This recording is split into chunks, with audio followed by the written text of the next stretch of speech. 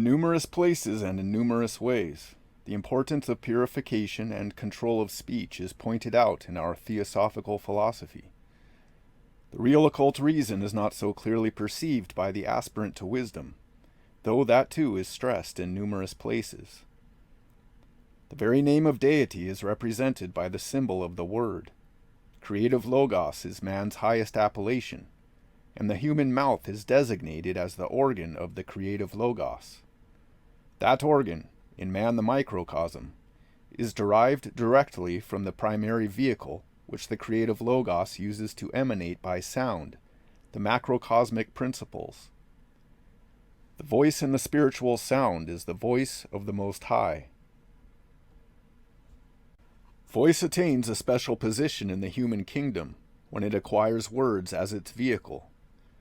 Words are a special feature of speech, which mark the difference between the human kingdom and other kingdoms.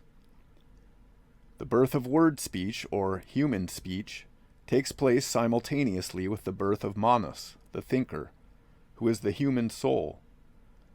Language is certainly coeval with reason, and could never have been developed before men became one with the informing principles in them. Those who fructified and awoke to life the monastic element dormant in primitive man. Therefore is speech called the logos of thought.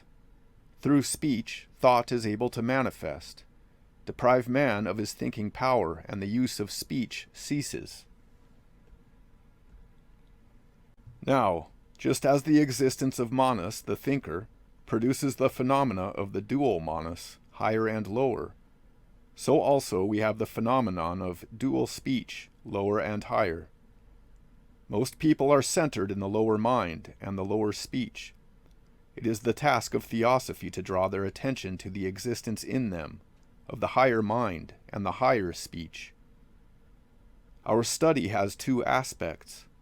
We have to consider the lower speech, which is not necessarily and only obscene, untruthful, or harsh, and then the higher, which should not be mistaken for polite talk or even friendly but worldly advice.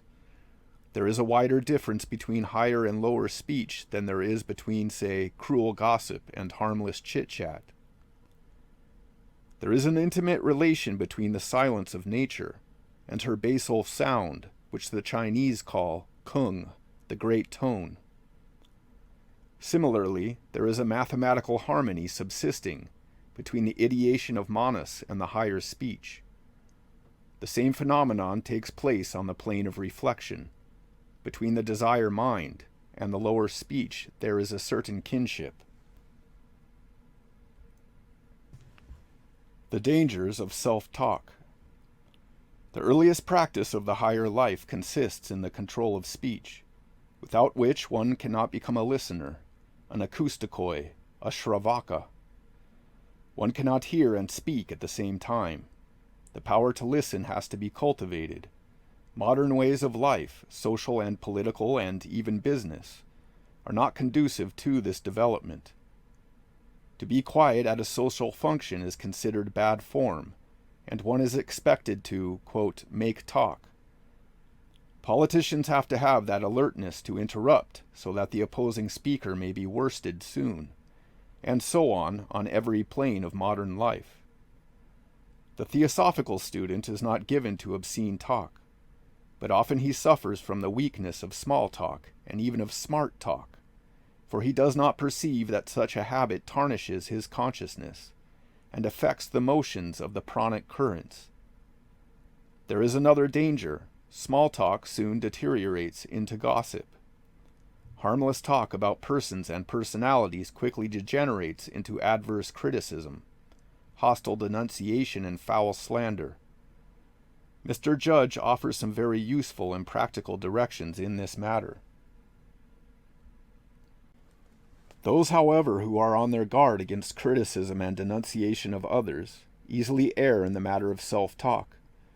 A student likes to talk about what and how much he knows, about himself, the habit of pushing yourself forward, which arises from personality, is not easily controlled, and there is a line of development which brings to birth Baron's Munchausen of occultism. Learning to listen. To become a listener, that is the first step. What is the aspirant to listen to? To the voice of wisdom, and in 3 stages, broadly speaking, the exercise has to be completed. 1. Learn to listen to the teachings of Theosophy as recorded in the message. To enable all men and women to do this, public talks on the principles and fundamentals of Theosophy are arranged by the United Lodge of Theosophists. All our public propaganda, however, should be included in this compartment.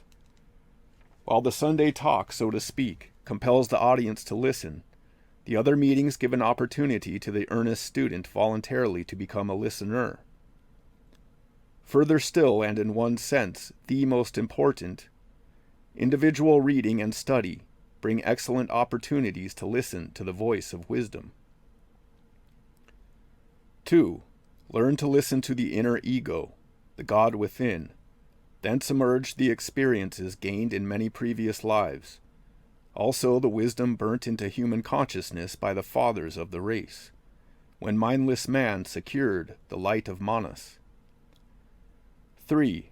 Learn to listen to the great gurus, the elder brothers, the modern heirs and representatives of the ancient fathers, who sustain the institution of chelaship even in the Kali Yuga. The voice which enlightens and blesses needs the friendship of listening ears. The ears which listen have a foe in the tongue which wags. This dual relationship has been explained at some length in Light on the Path. In our study, we are separating the listening and the speaking processes. But it should be borne in mind that these are not 2 distinct and separate processes, but one dual process.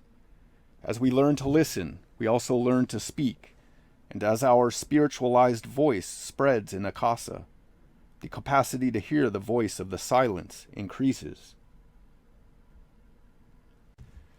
The training of the ear. The noises and sounds of the world exert a fascination upon many men and women. Such do not hear the confusion of the world, but enjoy and are charmed by the silvery buzzing of the golden firefly in clubs, on race courses, at dinner parties, and the like. Such do not come to Theosophy because the very first requisite for the aspirant to the higher life is to look within, implying self-examination and self-condemnation. But, says our book, he that chooses evil refuses to look within himself, shuts his ears to the melody of the heart. Leave such to their future suffering, purgation, and ultimate recognition that the voice of the world is the voice of confusion and evil. They are Theosophists of future cycles. But in so leaving them, our brothers and sisters, let us not be proud of the place we are reaching, of the position we are trying to attain. The task we have set for ourselves is the most difficult that any human being can undertake. There are perils which might drag us down to depths lower than those which they are likely to touch. The training of the ear. The noises and sounds of the world exert a fascination upon many men and women.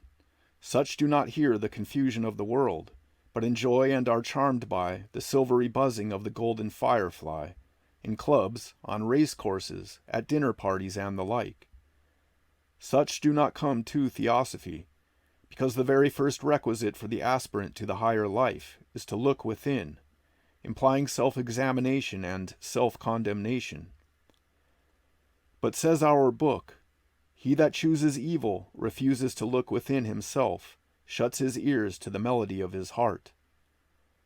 Leave such to their future suffering, purgation, and ultimate recognition that the voice of the world is the voice of confusion and evil. They are Theosophists of future cycles. But in so leaving them, our brothers and sisters, let us not be proud of the place we are reaching, of the position we are trying to attain. The task we have set for ourselves is the most difficult that any human being can undertake. There are perils which might drag us down to depths lower than those which they are likely to touch. Before the ear can hear, it must have lost its sensitiveness. This rule precedes the one about speech. Before the voice can speak in the presence of the masters, it must have lost the power to wound. Losing earthly sensitiveness of hearing enables the neophyte to acquire spiritual sensitiveness of the inner ear. Then only can the tongue be controlled, by the aid of what is heard, and the spiritual voice arise. But the two processes are simultaneous, like thinking and speaking, though thought precedes, or ought to, words. The first listening. Ordinary inquirers and hasty questioners fail to grasp what is said in response to their queries. Inattentive students fail to grasp the passage they are reading. Both classes fail because they are listening to the hubbub of their own personal and lower speech. Not only outer noises disturb, but internal howls and egotistic self-talk drown the voice of wisdom. To be able to hear is to have opened the doors of the soul. The ears are the gateways or doors. Through them comes knowledge of the confusion of the world. The result, the changing tides of thought enter into the gateways of his soul and wash over that soul and make it blind and blank and void of all permanent intelligence. Thus the first step in the training of the ear is to learn to listen to the teachings of Theosophy, to learn not to permit the changing tides of worldly thought to wash over our consciousness and make us void of the permanent or immortal intelligence. The second listening. Right study most naturally leads the earnest student to self-examination. Self-knowledge follows. Knowledge about the foibles and frailties, the prides and prejudices of one's own lower self, the maker of worldly noises, he who has been contributing his own quota to the din, the babble and confusion of the world. He, on the other hand, who discerns the pranks of that lower self, is the inner ego. Because reading or hearing brings to the attention of the student the self-evident fact of his dual nature, he readily and very naturally accepts the teaching, and mistakes his second-hand knowledge for first-hand experience. All students talk of their lower devilish and their higher divine natures, but only a few experience this duality, hearing the voice of the inner ego. How many experience the din and the clatter of the outer in which the inner voice is drowned? Unless the disharmony and the bombilation of the outer disturb, nay, sicken us, we do not seek out the harmony and the resonance of the within. Our text says, "Use the hearing you have acquired by pain, and by destruction of pain." And in that statement we have the proof that to accept the fact of the existence of the lower in us is not the same as experiencing its power and tenacity. The actual experience that the higher divine broods over us, but that we are hedged in, nay, shot through and through by the demoniac, is a kind of minor initiation, which reveals the depth of the three statements in the light on the path. To hear the voice of the silence is to understand that from within comes the only true guidance. When the ear no longer discriminates between that which is pleasant or that which is painful, it will no longer be affected by the voices of others. In compelling the ears to listen only to the eternal silence, the being we call man becomes something which is no longer man. While these statements refer particularly to what results at the consummation of the practice of the second of the four unnumbered rules, each practitioner receives, however vaguely, what they imply at what they are driving. Especially is this true of another statement.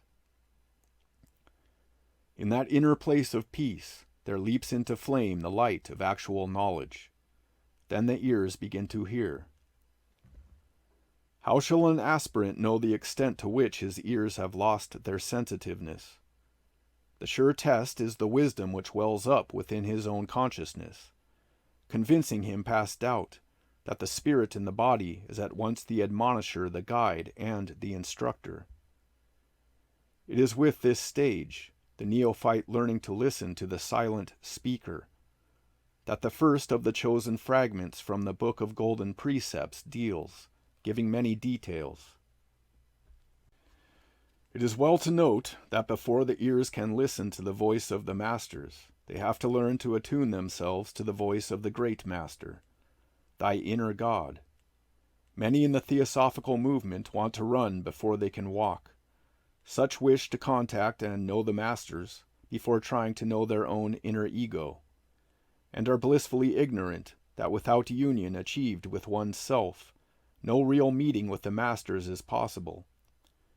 Says our text, "The voice of the masters is always in the world, but only those hear it whose ears are no longer receptive of the sounds which affect the personal life. Laughter no longer lightens the heart. Anger may no longer enrage it. Tender words bring it no balm. For that within, to which the ears are as an outer gateway, is an unshaken place of peace in itself, which no person can disturb." This is the ideal goal. It implies the reaching by the neophyte of the place of peace within himself.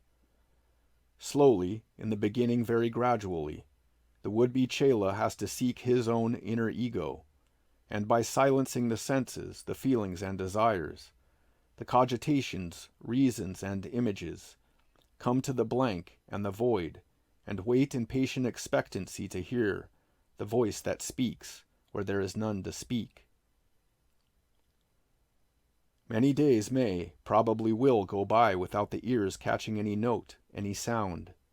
Desperation, even harassment often ensues, but perseverance is bound to win. A calm will come to the harassed spirit, and in the deep silence the mysterious event will occur, which will prove that the way has been found. The joy which follows and the satisfaction which is felt undo the work, if the practitioner rests on his oars. Without any break, the daily exercise of communion between soul and soul must continue. Then, in the process of time, out of the silence that is peace, a resonant voice shall arise. And this voice will say, "It is not well. Thou hast reaped, now thou must sow." Then the hour for teaching has come. A danger from the psychic plane threatens the neophyte. He may mistake this voice from the silence itself to be something which it is not. Those who show the way stress that the new listener must recognize the voice as that of his own inner self, and check the truth of what he hears by the recorded knowledge of the illustrious ones who have preceded him to the final goal of victory. And it is said, if thy cry reach his listening ear, then will he fight in thee, and fill the dull void within. To seek and find and use the warrior marks a very important stage.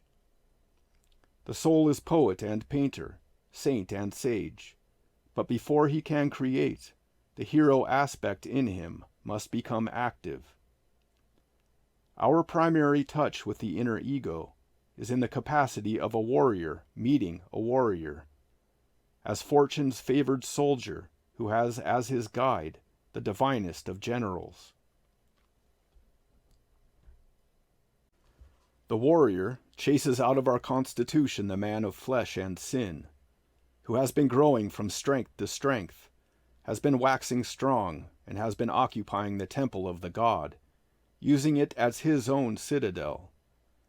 In helping us to fight, he also teaches us why and how we should fight. For this reason it is that the epic song of life comes from the warrior within. Therefore the neophyte is advised. Listen to the song of life. Listen to it first in your own heart. At first you may say it is not there. When I search, I find only discord. Look deeper. If again you are disappointed, pause and look deeper again. There is a natural melody, an obscure fount in every human heart. It may be hidden over and utterly concealed and silenced, but it is there.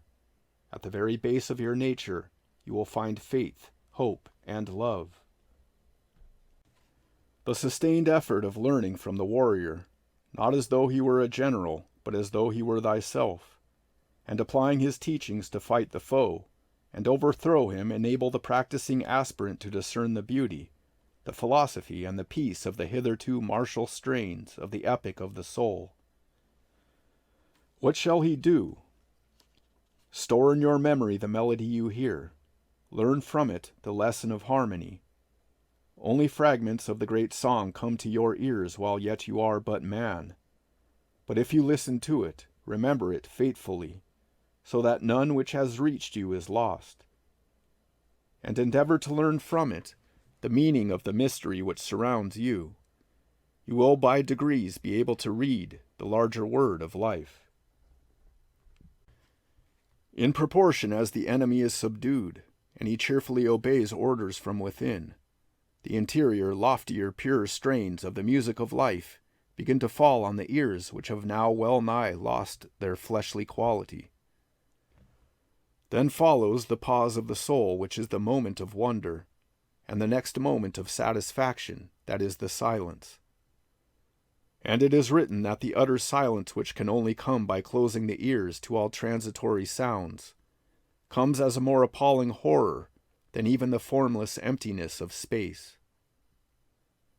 This is a test of and in supernature, the inner stamina to rely on one's own self, not to tremble with fear, but to see, understand, and appreciate the silence, and the void, which is the voice of the plenum. Once having heard it within yourself, you will more readily recognize it around you. The third listening. For convenience of explanation and understanding, we have made a division between the second and the third types of listening.